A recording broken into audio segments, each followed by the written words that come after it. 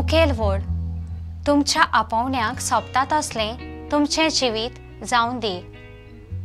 नियाळाक आदार आमी आमच्या आवयच्या कुसव्यांतावन संवसारी जल्मान आयल्याव आनी पवित्र स्नाना वरवीं आत्मीक जिविताक जल्मल्याव आनी जेजू क्रिस्ताच्या त्रिपेट कार्याची भागीदारां आनी परगोटणारां जाल्याव।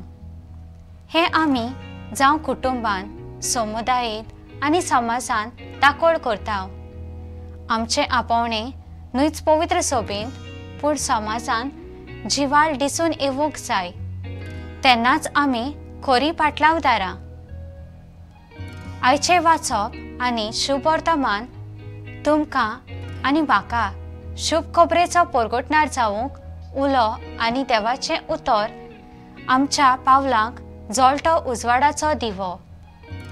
पावलू एफेसकारांक साद्या उतरांनी सजमायता। आमी खंयसरूच वचपाची गरज ना। आमच्या जिवितांतल्यान, आमच्या कुटुंबांत आनी समुदायेंत, आमच्या शेगुणांतल्यान आनी वागणुकांनी बरे खबरेचे संदेशकारा जावं येता आनी असल्या भागीदारां वरवीं गवायकी दिसून येवंक जाय। खालतेपण, सोंसणीकाय, मोग, एकवट आनी शांती आनी ह्या वरवीं पवित्र त्रित्वी आमचे मदें तिकाण करतली आनी आमी जेजूची गुदार्थ कूड घडटलीं।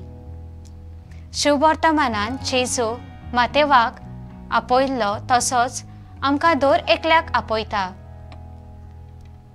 आनी बऱ्या जिवितांतल्यान शुभ खबर पावूंक आनी परजळावंक पाठयता।